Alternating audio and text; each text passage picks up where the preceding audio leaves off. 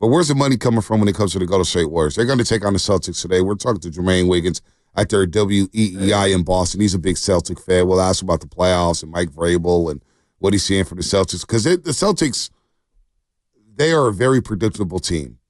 They remind me so much of the Houston Rockets of the late 2010s when it's just threes, frees, and layups. They don't shoot the mid-range. They jack up over 53s a game. They're a very predictable offense, but they're more likable than those Houston Rocket teams, right? Daryl Morey and Mike D'Antoni kind of got off our nerves with all the talking they did, and James Harden with all the flopping. Jaylen Brown and Jason Tatum were more likable. Drew Holiday's a likable player, but they play like the Rockets. Very, very predictable. Just watch the game today. You'll see what I'm talking about. But how did people feel with Jordan Poole back in the building?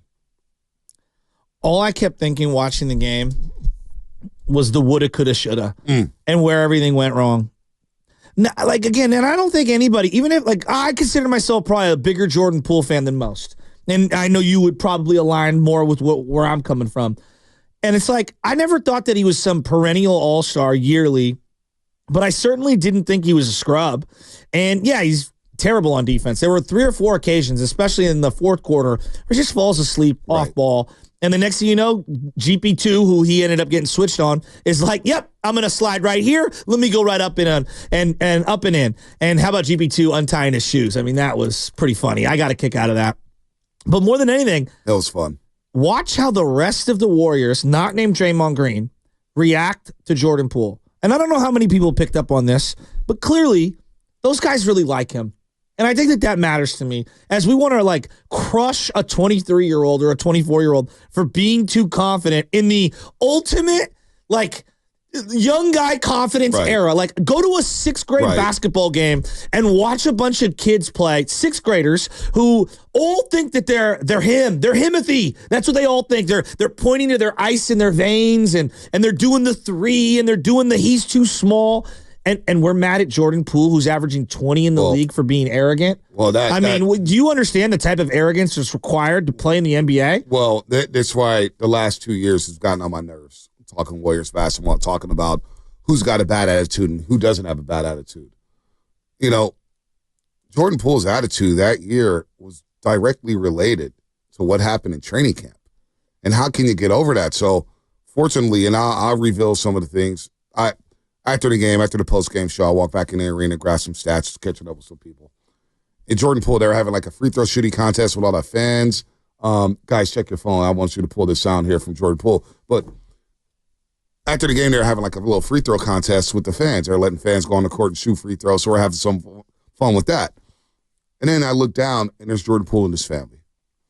So I walk up. I go, hey, Jordan, man, because he had 2 threes. As in his family, he's not married, is he? He's not married. So it's mom, dad, family, close friends. You don't have to he had his disclose. I was just contingent. curious. His contingency. Yeah. It's 15 deep. He's got buddies. He got, there was a lot there. I know there's a photographer, Jay Squared from was there. From Reardon, who's very tight with him. I ran into Jay Squared. I see Jay Squared all the time. He lives around. He lives by me. We're like neighbors. I run into him at the Molly Stones. That's great work. But Jay Square and G Baby, who's Jonathan Kamiga's photographer, always joke with them. I look at them. I was like, oh, Jay Square, you're back in the building. You're new buddy now. So those guys are really good dudes, man. Really good dudes. Love Jay Square, what he's done and what he's had to overcome to get to the point he's at right now. But Jordan Poole's there, and I walk up to him because he hits 2 threes in the first half. Wizards were rolling up 9, and he had 2 threes that went in and out. And I was like, ooh. They go up 12, 13, 15. What's going to happen here? So I walk up, I go, man, those 2 threes that went in and out in the first half. Woo! He goes, here you go. I ended up chopping it up with him and his family for about 10 minutes. And it was obvious to me when I walked away from that moment that he missed being here. And he's like, dude, I still see 3 jerseys here. I said, dude, you have no idea the pool parties that we're having out here. That was a thing. That was the second biggest pop outside of Stephen Curry making threes was Jordan Poole. And the quickness he had to burst to the rack, he was balling. And then I started thinking, how does this look in a league full of ultimate bucket getters where you need offense? Because that's what's done in the Warriors since they've started 12-3. Their offense has been awful. Middle of the pack. I got the numbers here. It's been atrocious to watch at times. Steph Curry mentioned stale. And then I started thinking, what if Clay and Poole was here? Obviously, there are some guys who are going to be gone. But what if you had JP and what if you had Clay? Like, Shaz, can I ask you right now? outside of Stephen Curry, who are you leaving open on the three-point line on this basketball team right now? What? I mean, who am I guarding? Who are you gonna guard on the three-point line? Oh yeah, who am I guarding? Yeah, well, I mean, occasionally, Buddy. Occasionally, I'm just trying to I'm trying to think of if I'm doing a scouting report. Right. It's like Buddy and Wiggins. Again, occasionally, and Wiggins, it's more like I'll let him take the three because I don't want him to drive. I think he's better as a penetrator, attacking the hoop. But I mean, those guys. How many shooters in the league can I name before I get to those two? Right. That I fear more. 75, 80, 90. I don't know what the answer is. And again, Wiggins having a good year. He's having a really good year. He's actually had 3 straight games in which he scored at least 20, and he actually saved a game Saturday night because Steph was clearly compromised with the right thumb. Yeah. Wiggins was balling. But if you were guarding Wiggins, just think about it from if you and me were again, if we were he's going to blow by us no matter what. But are you going to take a couple steps back and give him the 3-point shot and not give him the penetration, or are you going to play him super tight? You're probably going to lay off him a little, at the 3-point line, just a little, right? And that doesn't mean he can't shoot the three. It's of the things he does well, that's not going to be what he hangs his hat on. So basically, you're kind of proving my point. Which is no one. You're proving my point. So I brought up Clay a little bit to the Pools, and I was just like, look, at least with Clay, and I know how it ended, which is just silly when people say, well, you had a bad attitude. A lot of people don't even know what went on in that locker room. A lot of guys have bad attitudes. You ever been on the team? CYO, Little League, high school, college. There's always going to be a bad apple at some point. But to put it all on Clay saying he was the ultimate bad apple is just ridiculous. I don't want to go down that road, though. But at least with Clay, you're not going to leave him open on the three-point line. So what I'm getting to is the spacing on the floor. With Poole, with Clay, you have ultimate spacing for Stephen Curry. And right now, when you're playing these lineups, and actually Looney looks good, and I think the Warriors are probably going to go to the one big lineup at times. At times, you don't have the spacing because you have too many non-scorers on the floor. And so that's doing the Warriors in. You look at their numbers this year, Shasky, points per game, they're 19th in the league. The Warriors with Steph Curry, 19th in the league when it comes to points per game. Field goal percentage, they're 24th in field goal percentage. 3-point percentage, middle of the pack, 13th in the league. Offensive rating, 20th. And I see Poole cooking. And I'm thinking about what could have been. What could have been? Division of the 2 timeline, integrating the youngsters with Steve Kerr saying last week this is a young man's game. And I'm thinking we had a plethora of young men that could help this team today. And for whatever reason, that's not here anymore. And now we get to Draymond Green. Because here's what Jordan Poole said after the game, and I want to get to Draymond Green. Yeah, I love those guys over there. I love most of those guys over there. Really good group, really good staff. Shout out to the fans. Saw a lot of 3 jerseys out there, a lot of JP3 jerseys, which is always really cool, and always get a lot of love. Spent some good quality time here, and it's dope to see it. Appreciate it. And Jordan Poole, I mean, just talking to him and his pops, his moms, everything, he's in such a great place right now, and I was happy for him that he's able to revitalize his career, play at a high level, average a career highs over. I love the guy. I do. He was one of my favorites. And so to see him in a better space was great. But then that comes out. Marc Spears posted a quote. Dalton Johnson had the video. And next thing you know, Draymond Green, and we all thought it was a fake account, but it was actually Draymond Green who tweeted and replied to Marc Spears' tweet saying, I really am sorry. And the regret that he's had now with that situation. And I want to know from Dub Nation, is the apology too late? Do you like the apology? What did you feel? When you read it, what came to your mind? Draymond Green apologized basically saying, I really am sorry about what happened. He told Penny Hardaway earlier this season, but it may be a little too late. And I'm thinking about where the organization is now, where the roster is now. Boy, you could have made it work. You could have made it work with all these guys. The San Antonio Spurs went back-to-back finals, integrating young guys like Kawhi Leonard and Danny Green and Patty Mills and Tiago Splitter. It could work.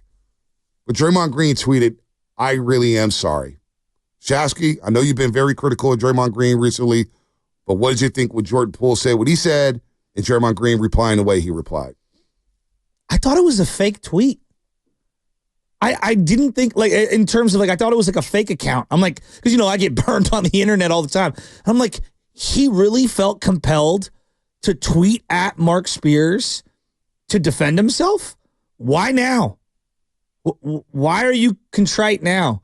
Why Why haven't you done this earlier?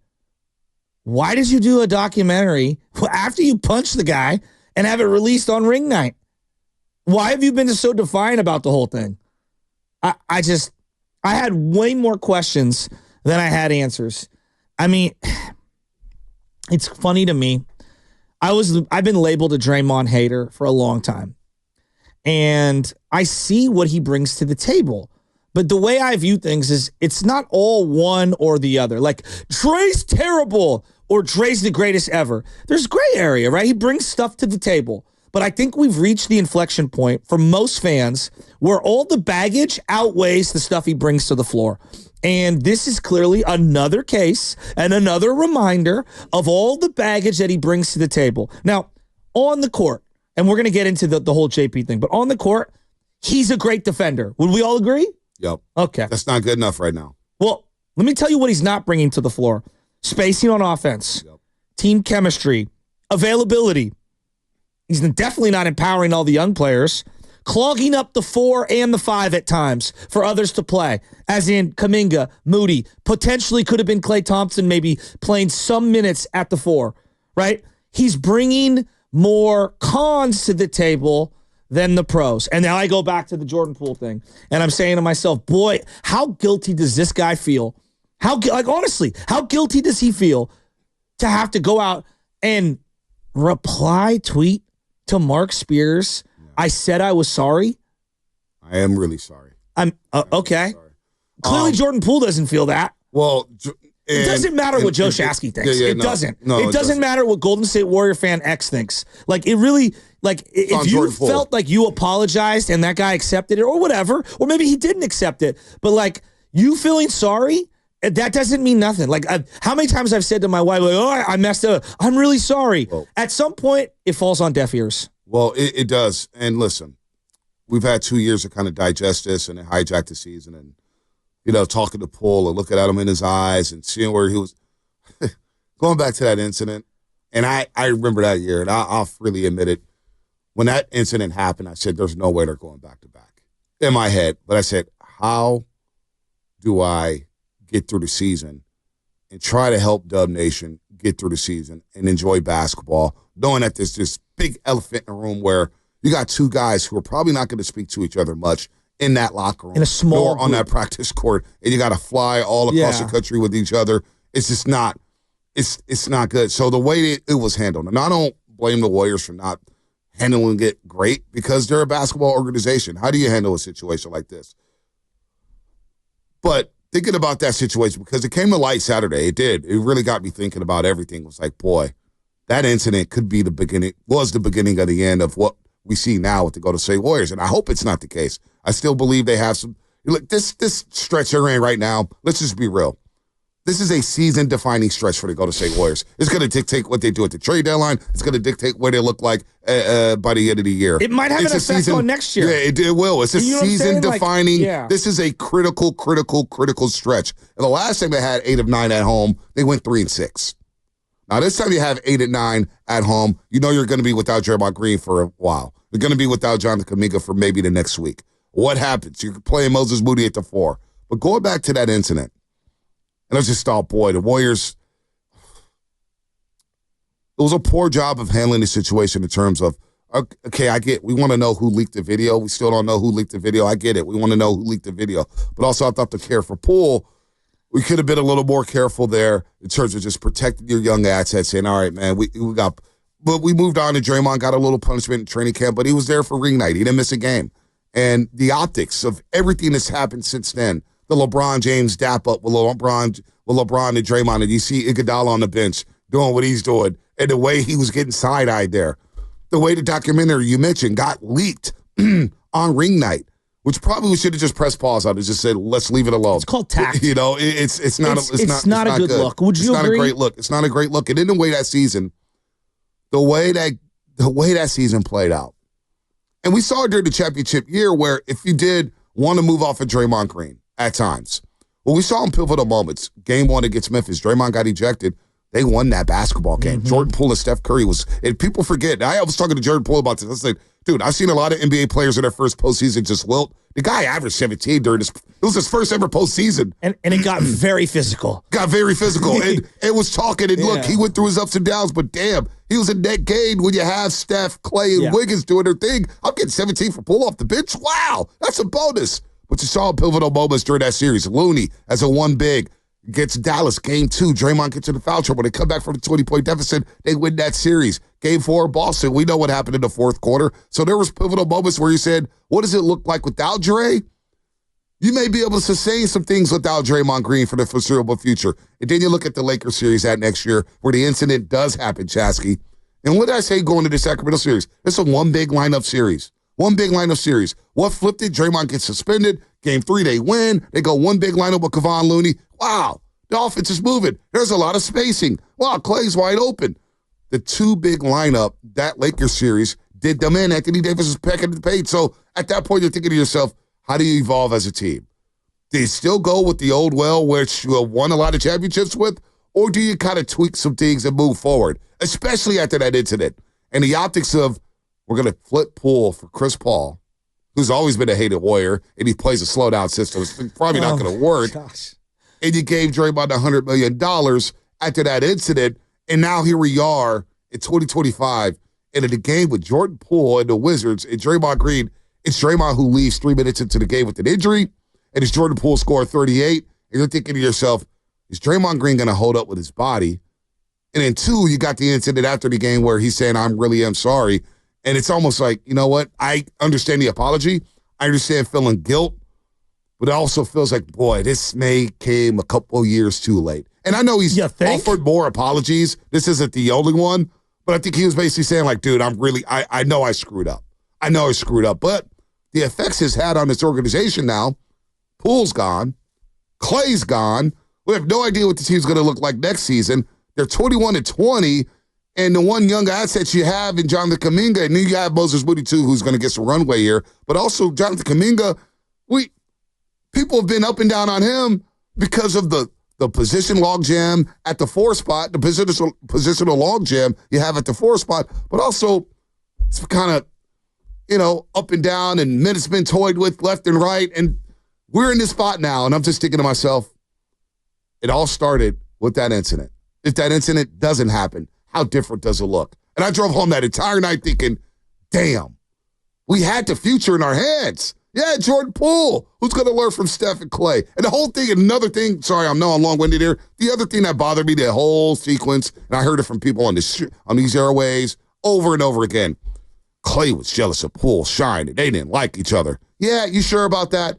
Because Klay Thompson's brother, Michael, worked out Jordan Poole before every single game. And if you think Clay and Jordan Poole had a beef or a problem, you think Michael Thompson would be working out Jordan Poole before the game? No, those guys loved each other. So there's been a lot of fake narratives around the Golden State Warriors over the last couple of years. A lot of lies about a lot of people having attitude problems and egos and saying that certain people deserve this and certain people deserve that.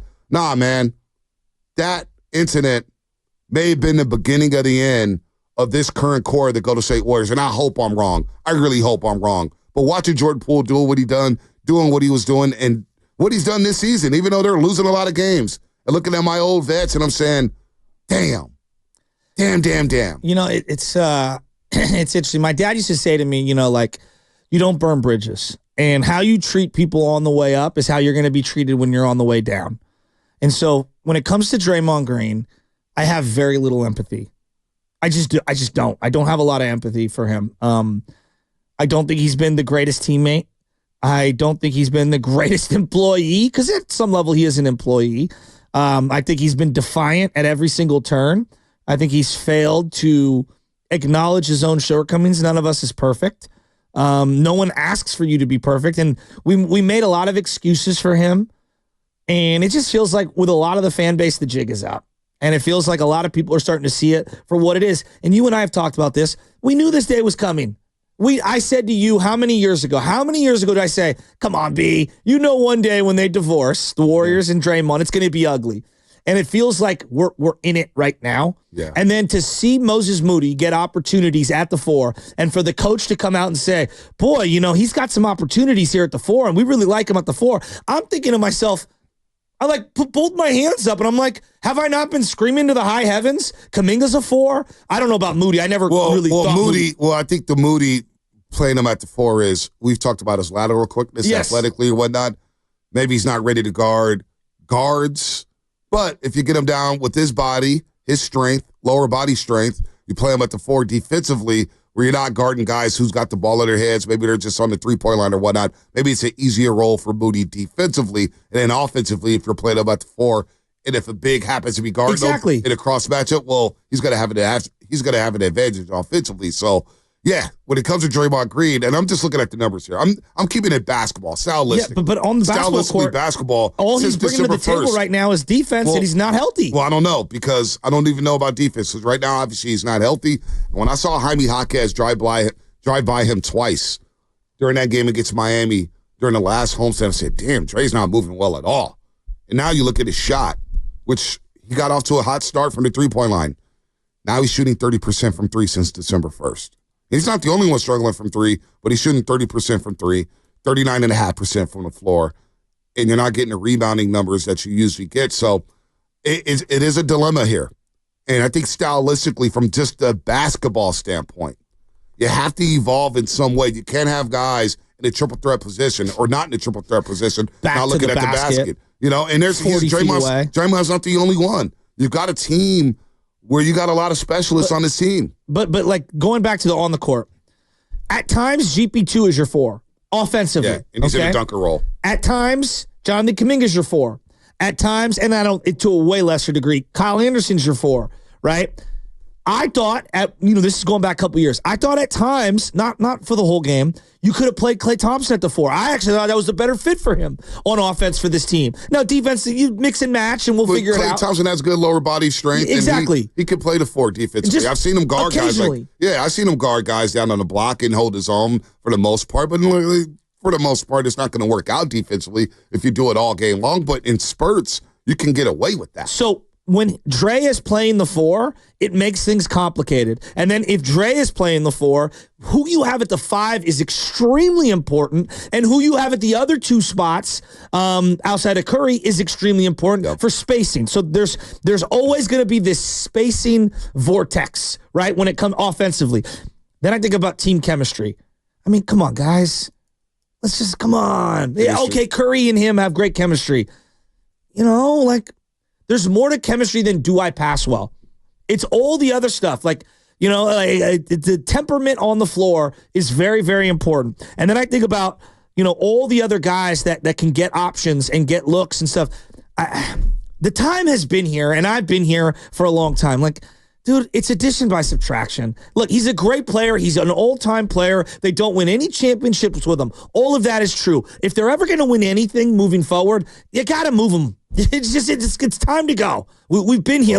I've been here for a while. It seems like a lot of people are on my page. And then I just think about what happened with Jordan Poole. It's like, guys, the time is now to just remove the Band-Aids. If you want to move into the next era, and the Warriors are going to make any kind of movement, not just this year, but for the next couple years, it's addition by subtraction. Well, I do know I heard from a lot of fans last year, and 408, this is not true. What's that? Said Poole did want a bigger role, and it sucks since we would have had that role with Klay departing from the team. No, Poole was happy here. That's the thing, that this misconception, and I don't know where it came from. I don't know where the stuff comes from, because I'm in the weeds every single day when it comes to this organization and this team. And so people who don't who don't cover the team or don't go to have locker room access, or just random fans who are saying things, I get it. Everybody has a right to their opinion. But Poole was good. As long as Poole, a lot of these players, they'll bitch and moan maybe about not being in the starting 5, but as long as they're seeing 30 minutes a game and they're playing in pivotal moments of a game, they're good. They're going to be good. If they're contributing to winning and getting minutes, they're fine. And so Poole was fine in his role. He knew the drill, let the Splash Brothers cook. He grew up watching the Splash Brothers, for crying out loud. And think about all the young guys you did have on the team that looked up to Steph. That's the thing. This is Steph Curry, which is why I don't want to trade him, which is why I want him to be a lifelong Warrior. That's why I think he's worth every single penny of whatever contract he gets. I don't care. But they all looked up to Curry, whether it was Wiseman, Potts, Poole, for Leicester State, Clay, who was here after Steph Curry, and Steph was like the big brother saying, "Hey, it's you and I show now." That we traded Monte Ellis. This is our show now. So when it comes to Draymond and it comes to everything that happens, this is the natural evolution of a basketball team and the style that you play. Now, does Draymond fit with the style that you play right now? Steve Kerr really trusts this guy. But I did wonder, what would it have looked like with Poole and Clay? What would it have looked like when you got spacing on the floor and bucket getters? Because I swear to God, the NBA to me is an offensive league. Yeah. People say defense. Yeah, you need stops. Obviously, you need 3 stops in a row at times. You need to play some defense. You need to contest. But really, the Warriors have a top 10 defense when it comes to the rating and the stats. Their offense stinks right now. And it's a bucket-getting league. Can you get a bucket in crunch time? Can I get guys who could dribble, drive, penetrate, and blow past their defender? Well, Jordan Poole can. And he always has been. And you lost that for CP3. And I understand you couldn't have those guys in the locker room, so they basically chose the 4-time champ over the 1-time champ. I get that. But, boy, it doesn't look good. The optics doesn't look good. So, again, you get Draymond Green bringing light to the fire again, where Jordan Poole says, hey, let Jordan Poole say what he says. He loves most of the guys over there. We understand what he said. Yeah, but the Warriors will never be able to move on until they move on. No doubt about that. It feels like it's lingering over everything. But what I'm getting to, though, is Draymond Green replying on the tweet. It's like, we don't need to bring light to this again. Now, Draymond Green is a grown-ass man. He can do whatever the hell he wants to do. Who am I to say that? Yeah, but his actions have repercussions. But the tact where it's like, gosh, man, 2 years later, I get you trying to apologize, but you understand that young man went through that year was atrocious. So for me, I just have empathy for Jordan Poole. I'm not even looking at Draymond Green. I'm looking at Jordan Poole saying, how many people talk smack about him that year? Even Saturday night, I ran into some fans who are like, well, Jordan Poole deserved it. He was a little. It's like, man, what if somebody punched you at your job? Would you be able to go to work every single day? Now, I know myself. I'll speak for myself here. I wouldn't be able to work with somebody. It was hard for me to work with somebody who cursed me out at this damn station for crying out loud. Now, let alone punch me. Yeah, it wouldn't happen. It wouldn't happen. So I understand why Jordan Poole was unhappy that season. You wake up, you're in the social media era, you pop on the Instagram, guess what's being played? You getting socked in the face over and over and over. Hell, he's an NBA 2K player. Jordan Poole loves video games. He logs on the NBA 2K, or you log on the Instagram and the NBA 2K, that got your player profile, you got a black eye. How's that going to make you feel? It's ridiculous. So who he had a bad attitude, and you blame him? So that's where, he had a bad, Draymond has a great attitude? I mean, it is just. Honestly, what are we doing? It is just, it's wild, man. But I do want to know how Dub Nation feels after watching that game Saturday.